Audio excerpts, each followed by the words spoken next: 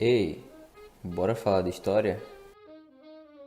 Hoje nós vamos conversar sobre a história das políticas da saúde no Brasil. Vamos ver três períodos: a Previdência Social no Estado Novo, a Saúde Pública no período de 30 a 60 e a Lei Orgânica da Previdência Social e a Unificação. Previdência Social no Estado Novo. Nesse período, a política propõe estender os benefícios da Previdência a todas as categorias de operários urbanos. As antigas CAPs foram substituídas pelos Institutos de Aposentadoria e Pensão, os IAPs. Nesse novo modelo, os trabalhadores eram organizados em categorias profissionais, comerciários, bancários, os quais eram vistas de acordo com a sua capacidade de mobilização e sua importância na categoria. Logo, foram criados institutos categorizados. Em 1933, foi criado o primeiro Instituto de Aposentadoria e Pensões, o dos Marítimos. Seus benefícios consistem em aposentadoria, pensão em caso de morte para os membros da família ou para beneficiários, assistência médica e hospitalar com internações até 30 dias, socorros farmacêuticos mediante indenização pelo preço do custo acrescido das despesas de administração. No ano de 1934, foi criado o Instituto dos Comerciários e o Instituto dos Bancários.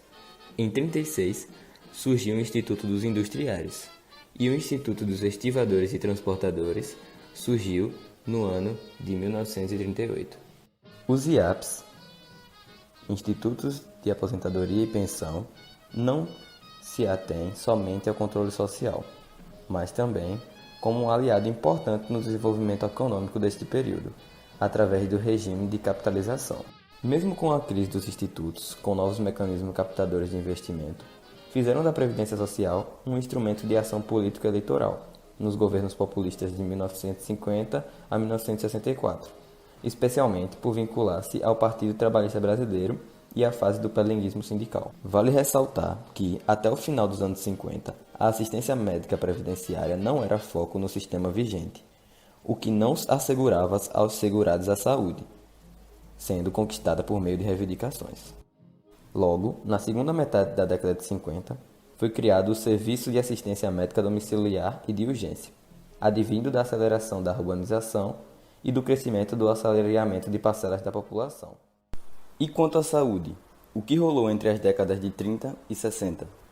Na era do Estado Novo, poucas foram as investidas no setor da saúde pública, no período de 30 a 60, ressaltando alguns marcos, como: em 1930, a criação do Ministério da Educação e Saúde Pública, desintegrando as atividades do Departamento Nacional de Saúde Pública, e pulverização de ações de saúde a outros diversos setores, como a fiscalização de produtos de origem animal, que passa a ser Ministério da Agricultura, e a Higiene e Segurança do Trabalho, que passa agora a estar relacionada ao Ministério do Trabalho.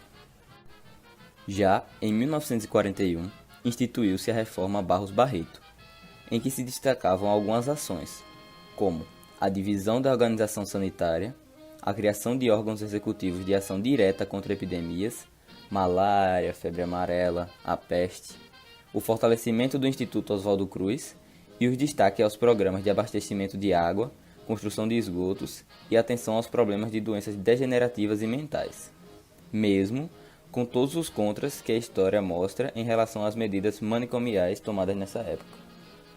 No ano de 1953, teve a criação do Ministério da Saúde, que foi basicamente um desmembramento do antigo Ministério da Saúde e da Educação. Em 1956, houve a criação do Departamento Nacional de Epidemias Rurais, que incorporou os antigos Serviços Nacionais de Febre Amarela, Malária e Peste. Podemos dar destaque também a outros dois acontecimentos desse período do Estado Novo, que foram a Lei Orgânica da Previdência Social e a unificação dos Institutos de Aposentadoria e Pensão, os IAPs. O processo de unificação dos Institutos de Aposentadoria e Pensões já vinha tramitando desde 1941, sofrendo resistências, principalmente por conta das radicais transformações que aplicava. Então, em 1960, após esse longo período de tempo de quase 20 anos, a Lei 3.807, Lei Orgânica da Previdência Social, foi sancionada, acompanhada de intenso debate, pois os representantes de classes trabalhadoras eram contra a unificação, visto que muitos direitos conquistados iam ser jogados fora.